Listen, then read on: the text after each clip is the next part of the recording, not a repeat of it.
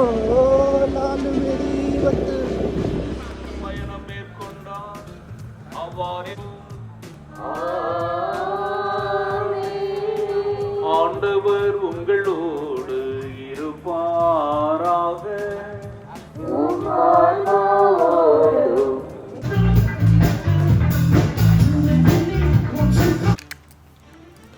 Hello hello hello everyone, welcome back to my channel. आप सब लोग ठीक हो? आज हो चुका है गोवा में हमारा दूसरा दिन। कल हम लोगों ने इतना कुछ खास किया नहीं, लेकिन बहुत ही थक चुके थे और सुकेश पाजी तो अभी भी सो रहे हैं। और मैं जा रहा हूँ अभी यहाँ के ब्रेकफास्ट करने के लिए, यहाँ पे ब्रेकफास्ट करने के लिए। और बेसिकली कल हुआ यूँ कि हम लोगों को सिर्फ देखना था कि आजू बाजू में क्या है। और तो हम लोग कल बीच पे वॉक करने को निकल गए और वहाँ पे काफ़ी ट्रैफिक था क्योंकि थर्सडे था ऑब्वियसली। और उसके बाद जब हम एक बार चलने लगे तो हम लोगों ने तकरीबन 13 से 15 किलोमीटर चलना शुरू कर दिया। यहाँ पे गोवा में एक दिक्कत बहुत है, आपको ऊबर या ओला नहीं मिलेगी या रिक्शा भी नहीं मिलेगी। लास्ट टाइम हम जब आए थे तो तब यहाँ पे आपको सिटीज़ में रिक्शा मिल जाती थी। यहाँ आज तो इस बार मुझे कहीं पे रिक्शा दिखी नहीं है। एक और बात है कि यहाँ पे जो टैक्सी वाले हैं वो सिर्फ 2 या 3 किलोमीटर आपको छोड़ने के लिए बोलेंगे 500-600 रुपये। तो हम लोग जैसे ही चलते गए 2-3 घंटा ऐसे ही रात को चलते ही गए। और उसी वजह से हम दोनों बहुत टायर्ड थे आज सुबह। तो मैं अभी उठा हूँ और मैंने थोड़ा सा फ्रेशन अप होके मैं अब जा रहा हूँ यहाँ पे ब्रेकफास्ट करने के लिए। देखते हैं यहाँ के ब्रेकफास्ट में क्या है, इसकी प्राइसिंग और ये सब भी मैं आपको बताऊँगा। हमारा ब्रेकफास्ट इंक्लूडेड था इसमें। ये है स्विमिंग पूल और वो है हमारा रूम, दिस वन। वैसे होटल भी ठीक है, कल रात नींद बहुत आ गई थी क्योंकि थक भी बहुत गए थे। आज सोच रहे हैं कि एक स्कूटर रेंट पे ले ले। विचार तो ऐसा है कि गोवा में स्कूटर से ही हम लोग घूमें, क्योंकि कल भी बहुत सारे स्कूटर देखे थे। और अगर आप कहीं भी बाहर जा रहे हो तो आपको रिक्शा या टैक्सी नहीं मिलेगी, तो आपको स्कूटर या कुछ व्हीकल की ज़रूरत तो पड़ेगी ही पड़ेगी।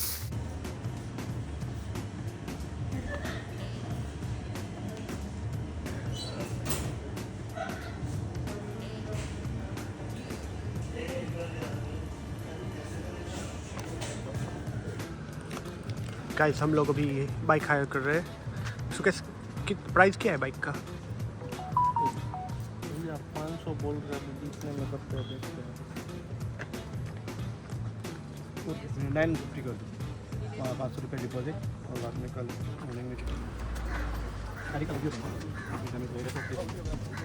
हाँ, वैसे ही है ना, कोई प्रॉब्लम नहीं है इसमें। अरे नहीं भैया, पिंक वाला नहीं अभी।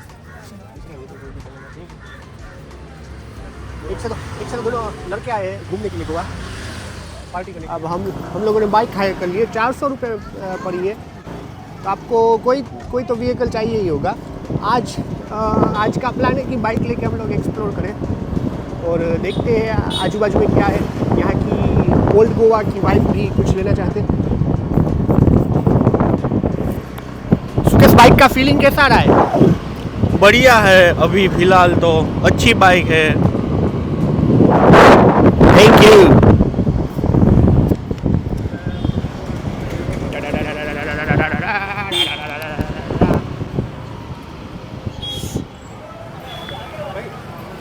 यहाँ पे गोवा में ना प्रॉब्लम ये है कि पेट्रोल पंप एक ही मिलेगा आपको, जो कि सिटी से थोड़ा सा टच होके है, क्योंकि ये लोग कहते हैं कि ये एनवायरमेंटल के लिए अच्छा है और वो सब।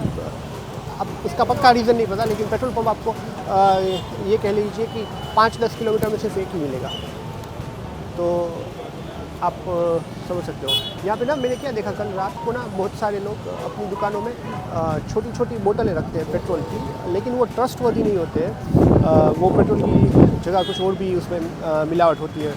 क्योंकि लास्ट टाइम जब हम लोग आए थे तब हमारे पास पेट्रोल ऑलमोस्ट ख़त्म ही हो गया था। तो मैंने एक ऐसी बोतल ली थी और उसमें पेट्रोल नहीं डाला था, उसमें गैसोलीन डाला था, यानी कि घासलेट होता है वो। तो बच के रही गया इस सारे स्कीमों से। वैसे तो गोवा अच्छा है, लेकिन बिकॉज ऑफ ओवर टूरिज़म ये आपको यहाँ पे ऐसे बहुत सारे स्कीम्स का सामना करना पड़ेगा। ये देखिए,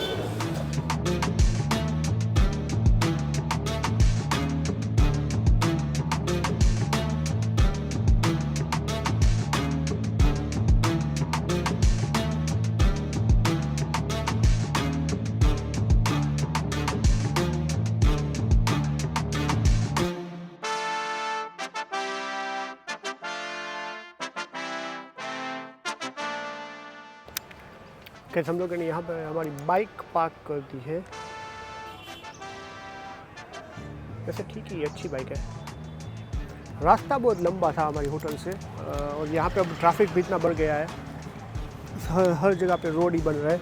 अब पता नहीं सही किया हमने स्कूटी हायर करके या नहीं, लेकिन हाँ रास्ता काफ़ी लंबा था, दोनों के पैर दुख रहे हैं अभी हम लोग जा रहे हैं यहाँ की एक फेमस चर्च देखने। इसका नाम क्या है चर्च का? कुछ बेला बेला चलिए देखते हैं, पूछते हैं।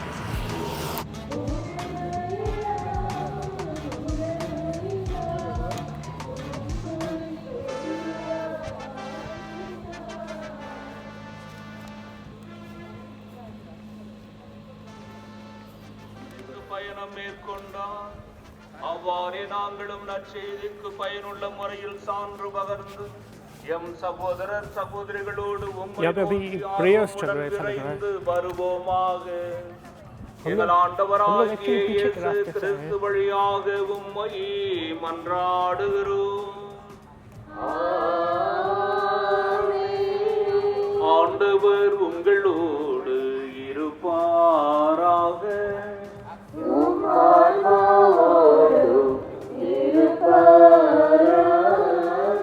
இதயங்களை மேலே எழுப்புங்கள்.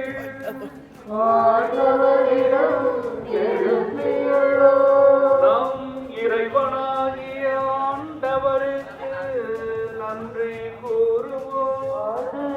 தகுதியும் நீதியும் ஆனதே. ஆண்டவரே தூயவரான தந்தையே என்றும் உள்ள எல்லாம் வல்ல இறைவா, என்னாலும்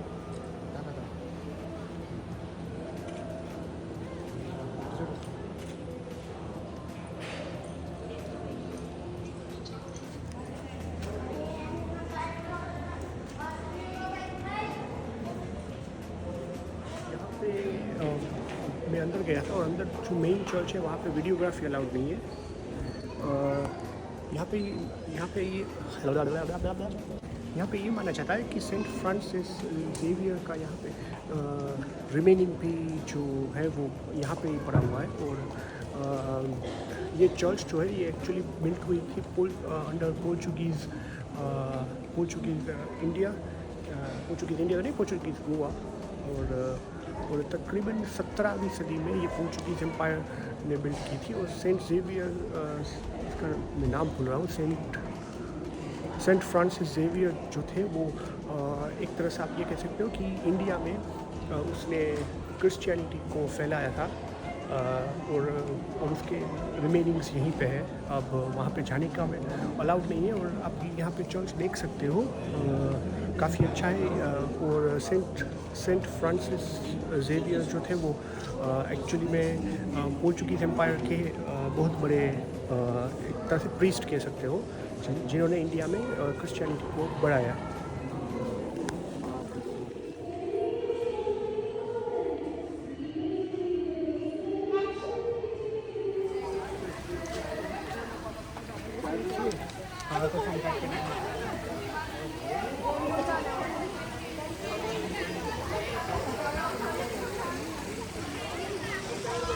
ताकि फोटा पड़ा है बूंदी जी के पड़ा है। हम लोग अभी ना बेसिलिक चर्च पे गए थे, वहाँ पे ना बहुत वीडियोग्राफी अलाउड नहीं है, तो मैंने काफ़ी लिमिटेड चीज़ें ही रिकॉर्ड की है। लेकिन जैसे कि बताया कि ये 17वीं सेंचुरी में पोर्चुगीज़ एम्पायर के अंडर बनी थी। और सेंट फ्रांसिस जेवियर्स जो थे वो यहाँ के मेन प्रीस्ट थे। और यहाँ पे उसी का आपको स्टैच्यू भी दिखेगा, जो एक्चुअली वो एक मोन्यूमेंट बोलते हो वो वहाँ पे है। वो एक और बात, ये एक्चुअली क्रिश्चियन चर्च नहीं है, ये है कैथोलिक चर्च। और हाँ, क्योंकि पोर्चुगीज़ जो थे वो कैथोलिक थे, क्रिश्चियन नहीं थे, तो ये एक्चुअली में कैथोलिक चर्च है। यहाँ पे कैथोलिक और क्रिश्चियन का इतना सारा सबको पता नहीं होता है, लेकिन वो एक डिफरेंट कास्ट ही है एक तरह से। एक और बात मुझे अच्छी लगी कि ये पोर्चुगीज़ एम्पायर का एक वन ऑफ द मेन, आप बोल सकते हो कि main wonders of the Portuguese empire था। और this was very important for them क्योंकि यहाँ से ही इंडिया में एक्चुअली क्रिश्चियनिटी और कैथलिकिज्म स्टार्ट हुआ है. So I hope you like that information. और सुकेश पाजी मेरे सामने हंस रहे हैं. अब हम लोग दूसरे स्टेज के लिए जाने के लिए तैयार है. Himen Joshi with bike rider Sukesh Joshi. Let's go boys.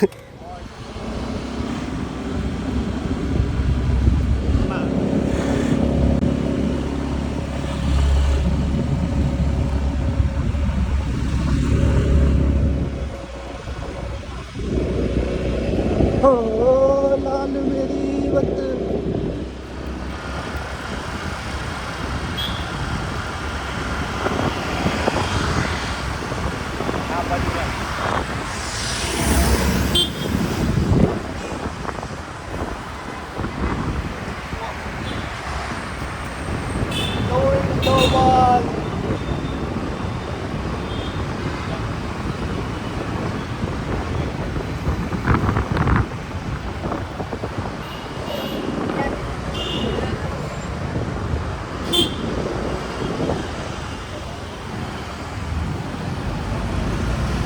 Guys हमारा क्विक लंच ब्रेक आ चुका है. मैकडॉनल्ड्स में चीज़ी फ्राइड मिलती है. हम लोग लंच करने के बाद अपन जिम में आए लंच करने के लिए. मंगवाया नेक पनीर.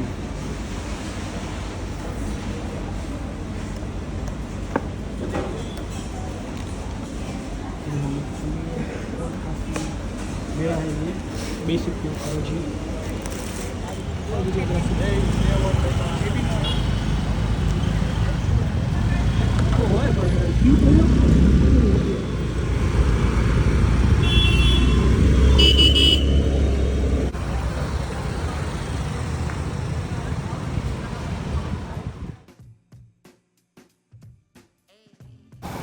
मेरे सामने ये जो आप चर्च देखते हो ये है इमैक्युलेट चर्च. ये बन के रेडी हुआ था 1609 में. यहाँ पे हर गोवन आपको दिख ही जाएंगे. गोवा की जो भी टूरिस्ट आते हैं वो यहाँ पे तो डेफिनेटली विजिट करते ही हैं. अनफॉर्चुनेटली हम लोगों का टाइमिंग मैच नहीं हुआ और ये 3 बजे को बंद हो जाती है. मेरे पीछे ये जो आप चर्च देख रहे हो वो है immaculate church. built in 1609, actually finished in 1609 by Portuguese. Once again, ये जो चर्च है वो एक्चुअली कैथोलिक चर्च है. वो अगेन क्रिश्चियन चर्च नहीं है. ये भी बनाया गया था पोर्चुगीज़ के द्वारा. अनफॉर्चुनेटली मैं इसको अभी विज़िट नहीं कर पाया क्योंकि ये 3 बजे क्लोज़ हो जाती है. हम लोग इसका रीओपनिंग टाइम देखेंगे अगर शाम के टाइम आ सकते हैं यहाँ पे और विज़िट कर पाते हैं या नहीं. मगर काफ़ी अच्छी तरह से मेंटेन किया. ये टूरिस्ट के लिए बहुत ही पॉपुलर जगह है. ये देखें यहाँ पर आपको बहुत सारे टूरिस्ट भी दिखेंगे और सब लोग फ़ोटो करवाने के लिए भी दिखेंगे.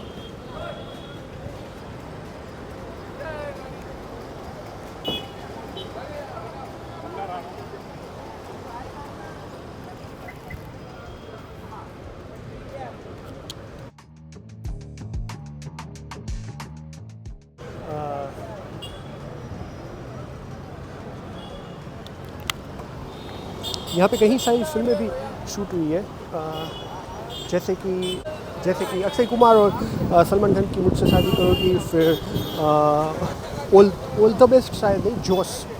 आई थिंक जोश is one of the biggest one जिसका बहुत मेजर पोर्शन यहाँ पे शूट हुआ है. और आई थिंक सिम्बा या सिंघम में भी आपको ये चर्च दिखाई देगी 1 या 2 सीन में. One of the most popular church इन गोवा. मैं अंदर से दिखाने की पूरी कोशिश करूँगा अगर ये शाम को ओपन होती है तो.